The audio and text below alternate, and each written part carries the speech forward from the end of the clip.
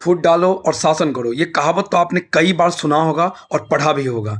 अंग्रेज यही काम करता था ना, कि जाति के आधार पे, धर्म के आधार पे बांटता था, क्योंकि उसे पता था जिस दिन सारे भारत के लोग यूनाइट हो जाएगा, उस दिन एक दिन में आज़ाद करा लिया जाएगा भारत को। लेकिन उसे राज करना था, तो जब राज करना था तो बांटेगा ही बांटेगा, धर्म के आधार पे, जाति के आधार पे। आज यही हो रहा है। यूजीसी लॉ क्यों लाया गया? इसलिए लाया गया ना, क्योंकि उसे वोट चाहिए। जब तक वो बांटेगा नहीं, तब तक उसे वोट मिलेगा कैसे? आप अभी यूपी में इलेक्शन आ रहा है, बंगाल में इलेक्शन आ रहा है, तो ये चाह रहे हैं, कोई और मुद्दा तो मिल नहीं रहा है। ये तो इनको दिख नहीं रहा है कि हम भाई एजुकेशन में सुधार करें, एजुकेशन में अमेंडमेंट लाए, एक अच्छे शिक्षक की भर्ती करें। उस पर तो इन्हें ध्यान है नहीं। इन्हें ध्यान है कि कैसे हम इन्हें बांटें जो कि हम राज कर सके, बस उनका यही ध्यान है। एक आप थोड़ा देर के लिए समझिए कि अगर मान लीजिए कोई स्वर्ण जाति या कोई मान लीजिए जनरल कैटेगरी के लोग प्रिंसिपल है, अगर वो ये बोलता है, अगर ये कहा जाता है कि आप अच्छे से नहीं पढ़ाओगे तो आपको बर्खास्त कर दिया जाएगा, ये किसी बोलेगा कि मैं आप पे केस कर दूंगा, और ये तो ये कंप्लेन करेगा, धमकी देगा कि भाई मैं जा रहा हूँ कंप्लेन करने के लिए कि आप मुझे ST SC और OBC समझ के आप मेरे ऊपर जुल्म कर रहे हैं। तो इस तरह से इस कानून का दुरुपयोग होगा। क्या ST SC का दुरुपयोग नहीं हो रहा है? आप जाइए कोर्ट में जाके देखिए ना, कितना ST SC कानून का दुरुपयोग हो रहा है, कितने लोग इसका शिकार हो चुका है।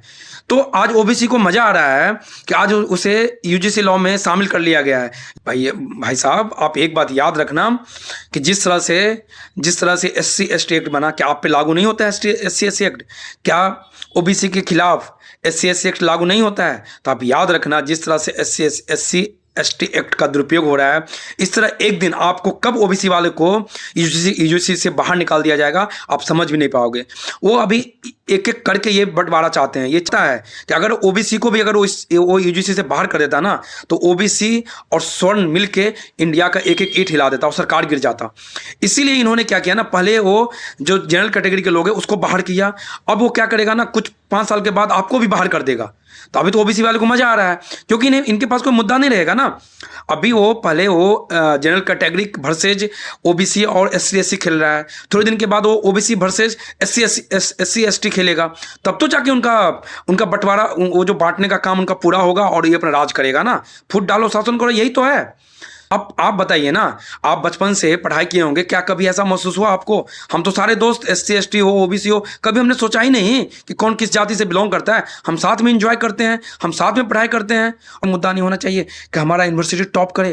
क्या अभी डर फैलाते हैं कि हम धर्म और जाति के आधार पर वोट करें?